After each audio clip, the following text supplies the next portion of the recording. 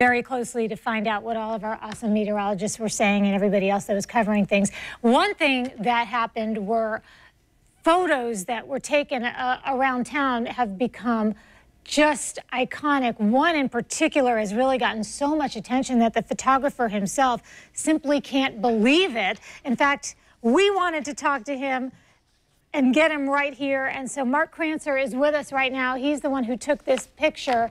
And Mark, the attention this picture has been getting has to be blowing you away. Yeah, first of all, welcome River City Live, and that is, to me, one of the most powerful pictures through this entire mess of everything. It's a combination of being a beautiful artistic piece and then just showing the devastation all at the same time. Thank you very much for having me. It's been a roller coaster of emotions. I can't really even describe just everything that's been going on with me, but also with our community. And this photo being able to provide hope to a lot of people that, you know, we can rebuild. It's a triumph of life. I believe that's some of what the original creator of the statue intended. And the statue is in Memorial Park. Yes, in Memorial Park. My pastor had reached out to me and warned me that there was flooding in Riverside, and he figured I should get out of town. And I said, okay, I'm going to go take pictures. Of course you were. Of course you were. And we were talking before about how you got this picture, and I was kind of making a reference about people being out in flip-flops. I mean, I was talking to Mark about being, and you were like, yeah, I was out there in flip-flops, and I was in waist-deep water. And the way you took the picture, having to hold your hand all... I totally was not prepared. I'll admit that. I had my keys dangling from my mouth in the waist-deep water. I had my phone in my hand, and I was just hoping, like, I didn't slip or something. Let me ask you this. What was the action? What was the calling for you to get out there and just start shooting pictures? That's my photographic drive, my desire to take photos. I mean, my passion started at the Life statue. Like, the first day I moved to Jacksonville, I saw this statue, and I knew I wanted to be in Riverside.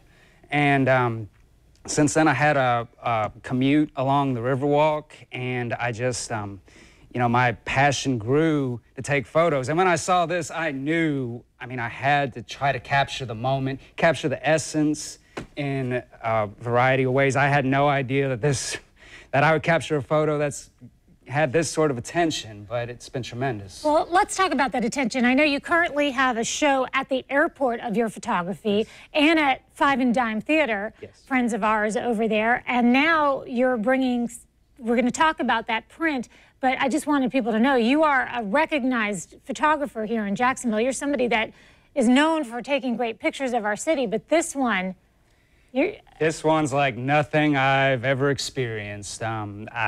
I'm blown away, and just the energy, the collaboration that I've been experiencing with Memorial Park and Riverside Avondale Preservation and other groups around town has just been tremendous. To see that spirit come together in order to help rebuild after the storm. I mean, that's incredibly important, and I'm incredibly blessed to be a part of that. Now, Mark, you were talking about life and that statue and what it means to you, but there's other photos you took that really are personal to you, and one of them we have here. So explain to us the significance about this area, if you will, on the beach. Well, my first date with Kristen, my fiance, was at Life Statue, and then I proposed to her at a beach house 2 doors down from this house. I proposed on a porch July 4th before Matthew, and the porch got wiped away by Matthew, and the owner, he secured his house, you know, against this storm, but his neighbor 2 doors down did not fare so well, and it's just amazing to me to see a moment in time there in the storm, and just seeing that book there. I believe it's a dictionary or maybe a Bible that's just left open like that amidst all that ruin.